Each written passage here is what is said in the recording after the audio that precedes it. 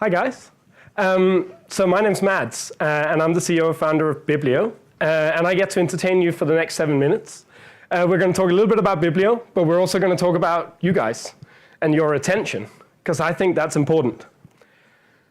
This is one of my favorite quotes. It's from 1971. It's a guy called Herbert Simon, and he coined the attention economy. It's really just the idea that we only have 24 hours a day, so if there's an increasing amount of information, there must be a decreasing amount of attention. I think going online now, we kind of all feel that, right? So we actually spend more than 10 billion hours a week on these platforms.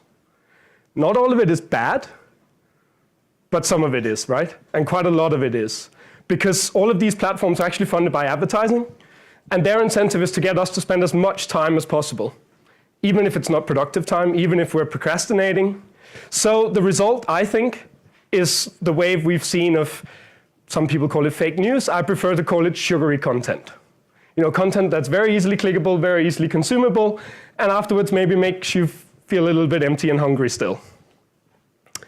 Actually went so far that Reed Hastings from Netflix kind of said this in a conference 2 weeks ago. Sleep is our biggest enemy. If I was him, I wouldn't have said that. I think that's a pretty silly statement. I'll take sleep. Thank you very much. Now, what I'm trying to get at here is that these days algorithms really decide what we see and what we don't see. That raises a few questions, very important questions. To quote another guy that I really like, he said, you know, the important thing is never what's on the menu, it's what's not on the menu.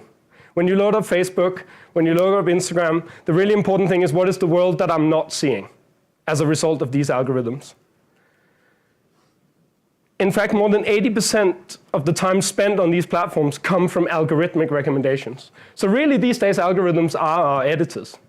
They're the people, you know, in a way, the developers who built them are the people who decide the world that we should see.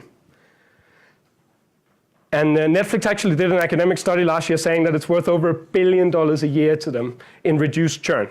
So even if you're a subscription business, this is a key thing for you to think about. Now, Bibblio is a recommendation engine. We literally figure out what content people should see, but we approach it in a slightly different way. So this is one of our partners, The Day. I'm a big fan of The Day. They do current affairs for schools. They're really big in the UK. They reach about 1 million students and teachers in the UK. They've recently launched here in the US together with Follett. Big surprise, it's called The Day USA. So go and have a look at it if you want. And as you can see here in the bottom, we are the system behind the scenes that decide the related articles that teachers and students should see. Just to give you another quick example, this is a platform called CourseStart. They are essentially introducing courses for IT training to professionals. You're looking at one Microsoft Azure infrastructure solutions here, and then there's other related courses that you can discover in the bottom. I'd sort of say that discovery on the web really comes down to two things: search and recommendation.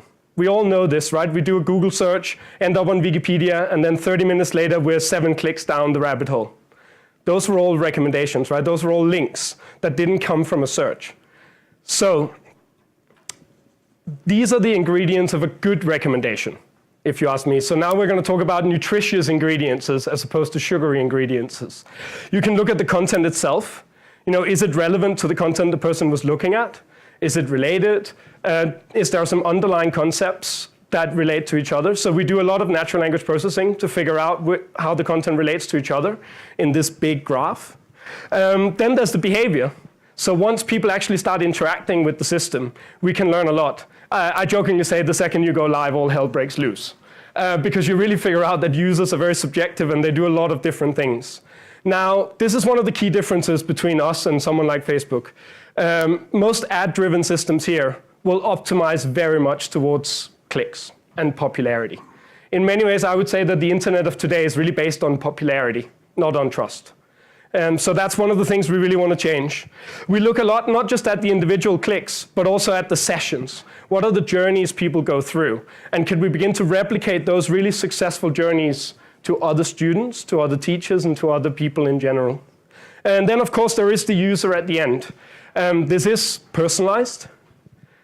Now, personalization is one of these words, kind of like AI and machine learning, that people throw around a lot.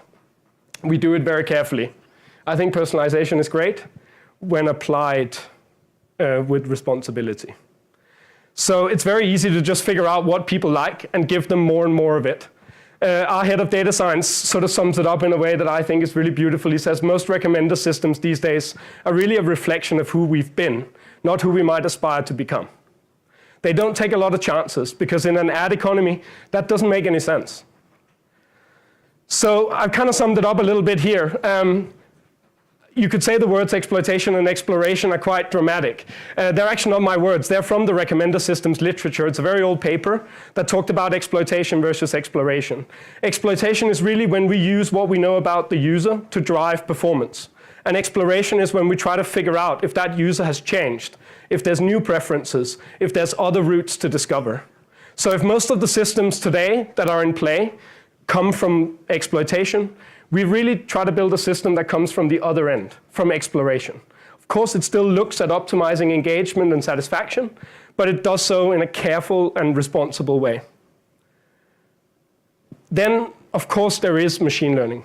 And I'm not going to talk too much about it, but there is a lovely cycle going on here where the more people we get consuming with this system, the more we can begin to learn. And there's some very exciting prospects to this. But I'm not going to sort of throw this word out more than it is. It simply is machine learning to try to optimize that behavior. Now, so we look a lot at quality and we look a lot at trust. This is a simple scoring. So we have a test set of a couple of thousand items and users can interact with that and basically tell us how good is that recommendation from 1 to 5.